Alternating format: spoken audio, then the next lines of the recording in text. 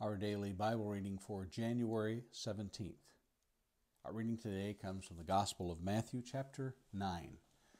Matthew chapter 9, we'll begin reading in verse 1 down through verse 17. And getting into a boat, he crossed over and came to his own city. And behold, some people brought to him a paralytic lying on a bed. And when Jesus saw their faith, he said to the paralytic, "Take heart, my son, your sins are forgiven." And behold, some of the scribes said to themselves, "This man is blaspheming." But Jesus, knowing their thoughts, said, "Why do you think evil in your hearts? For which is easier to say, 'Your sins are forgiven,' or to say, 'Rise and walk'? But that you may know that the Son of Man has authority on earth to forgive sins."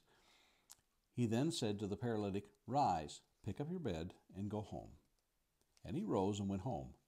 When the crowd saw it, they were afraid, and they glorified God, who had given such authority to men.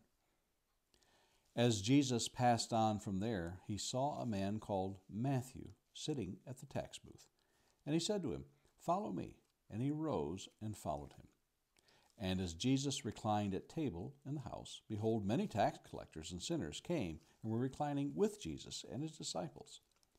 And when the Pharisees saw this, they said to his disciples, "Why does your teacher eat with tax collectors and sinners?" But when he heard it, he said, "Those who are well have no need of a physician, but those who are sick. Go and learn what this means. I desire mercy and not sacrifice, for I came not to call the righteous, but sinners." Then the disciples of John came to him, saying, "Why do we and the Pharisees fast, but your disciples do not fast?" And Jesus said to them, "Can the wedding guests mourn as long as the bridegroom is with them? The days will come when the bridegroom is taken away from them. Then they will fast. No one puts a piece of unshrunk cloth on an old garment, for the patch tears away from the garment, and a worse tear is made. Neither is new wine put into old wineskins. If it is, the skins burst, and the wine is spilled, and the skins are destroyed. But new wine is put into fresh wineskins, so both are preserved." A few thoughts for today. Do you ever wonder what it must have taken for Matthew, some versions call him Levi, to just up and leave the life he knew and follow Jesus? It may not have been as hard as we make it out to be in light of the very next verses as the Pharisees make the remark of how they felt about tax collectors. They said, and when the Pharisees saw this, they said to his disciples, "Why is your teacher eating with tax gatherers and sinners?" In verse 11. Tax gatherers and sinners.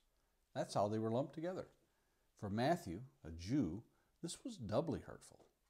As a nation under the oppressive rule of the Romans, the Jews were to give tribute to Rome in the form of taxes.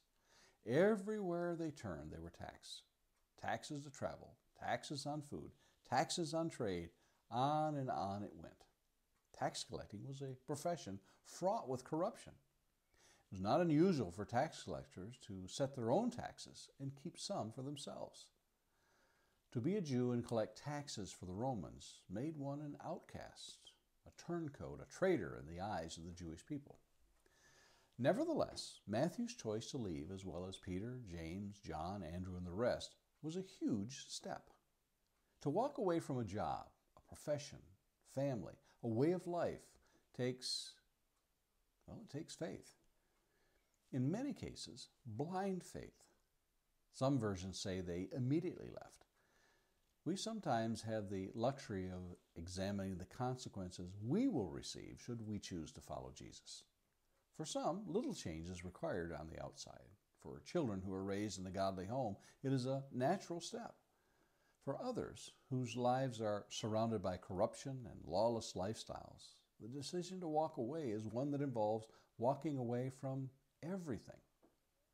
We're told to count the cost. Yet, how many of us have the wherewithal to know what that cost is? Will it mean a division of family? Will it mean a loss of friends? Will it cost your job, your home, even your life? Whatever the cost, we are assured that whatever we leave behind pales in comparison to what we shall gain from such a momentous choice to follow Jesus. A question of the day. What would be the hardest thing for you to leave behind if you had to make the choice Matthew did in this passage? And finally, a thought to meditate on today. Think of those in foreign countries who must leave family and religions to follow Jesus today. Those are our thoughts for January 17th.